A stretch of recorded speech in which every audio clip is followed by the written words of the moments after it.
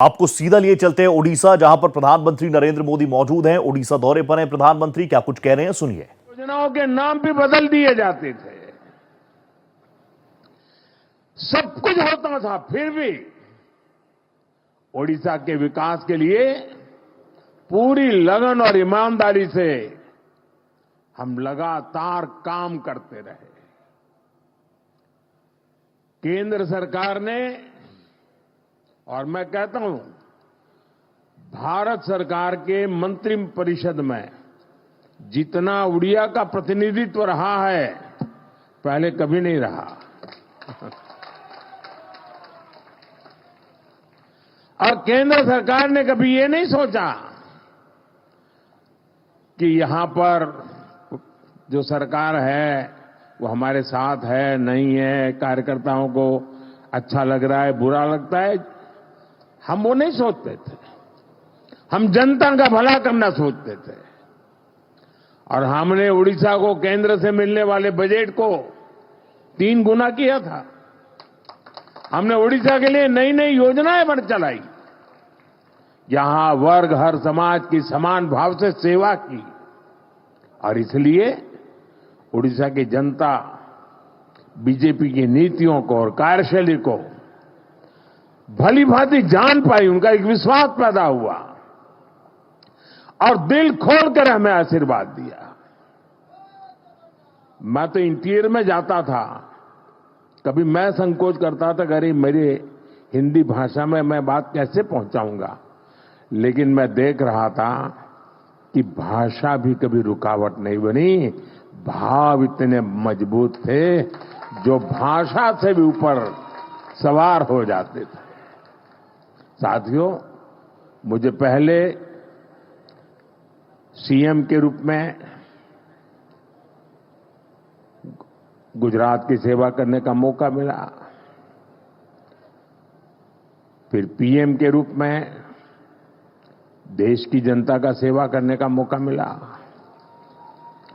और आप सबने, देशवासियों ने तीसरी बार एक सरकार बनाई। मैं दुनिया में जहां भी जाता हूं, सारा दुनिया के लोगों को लगता है भाई क्या बात है, हिंदुस्तान के लोग 140 करोड़ का देश, इतना बड़ा देश, और लगातार एक सरकार को बार बार चुनता जा रहा है। हम 14 में आए, 19 में आए,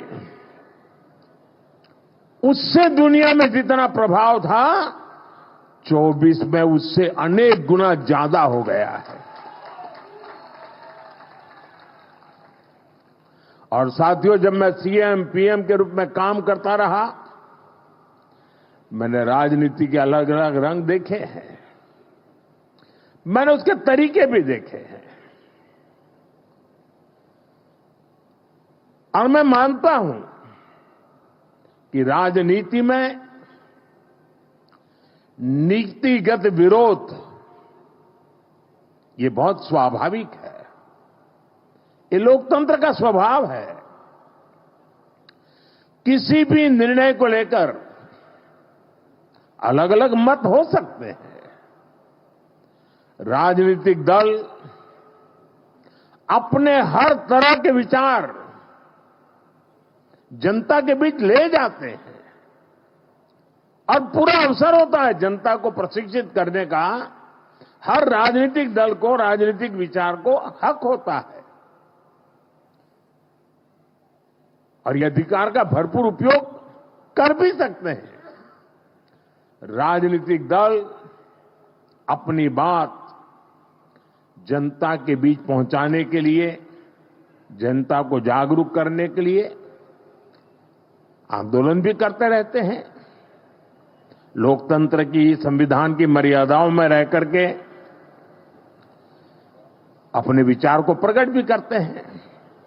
और आंदोलन पहले भी होते थे, आंदोलन आज भी होते हैं, लेकिन पिछले कुछ समय से एक बहुत बड़ा बदलाव आप सभी महसूस कर रहे होंगे। भारत की संविधान की भावनाओं के उसे कुचल दिया जाता है। लोकतंत्र की सारी मान मर्यादाओं को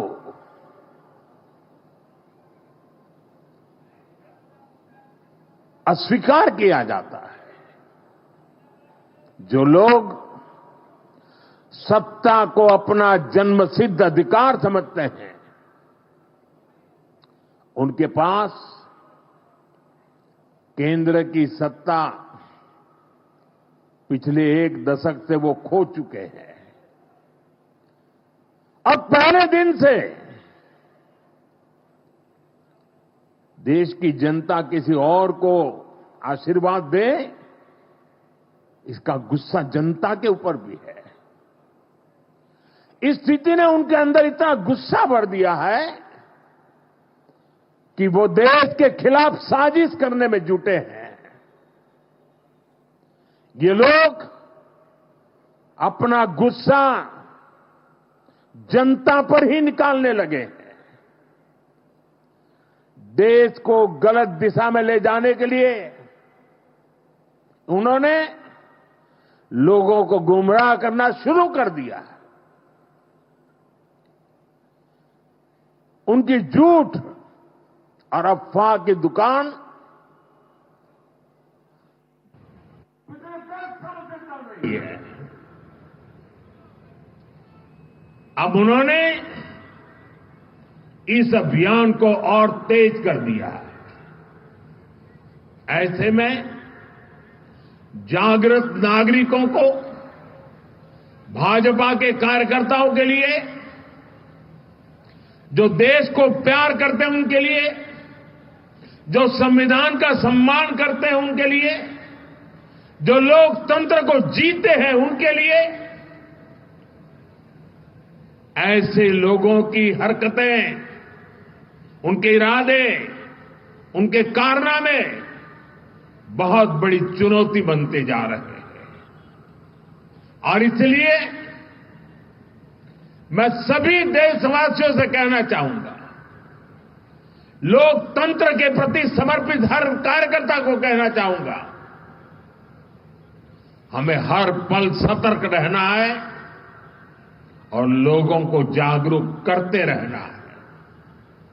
हमें हर झूठ को बेनकाब करना है।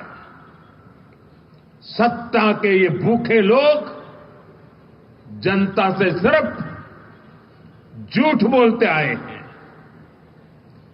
जब इनका एक झूठ लोगों पर काम नहीं करता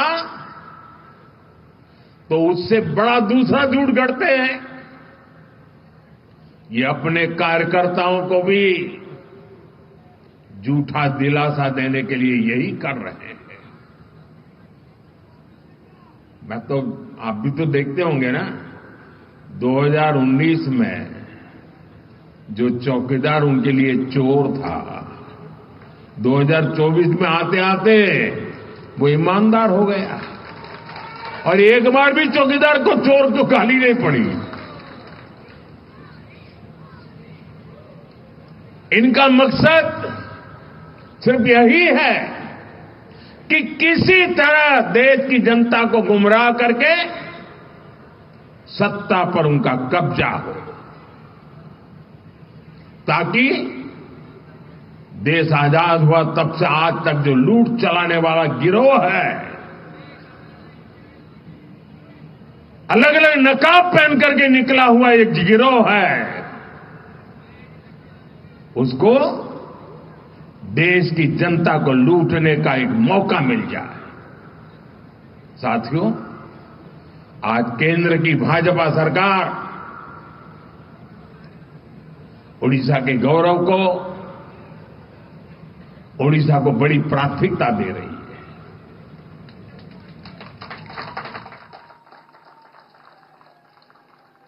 इसी महीने ओडिशा में आप सभी ने बाली यात्रा का भव्य आयोजन किया, सफल आयोजन किया है। और अभी मैं यहां डीजीपी कॉन्फ्रेंस में हिस्सा लेने आया हूं। और आप में से बहुत लोगों को आश्चर्य, यहाँ के मीडिया के लोगों को भी आश्चर्य होगा, हमारे देश में लगभग 125 साल से ये डीजीपी कॉन्फ्रेंस चल रहा है।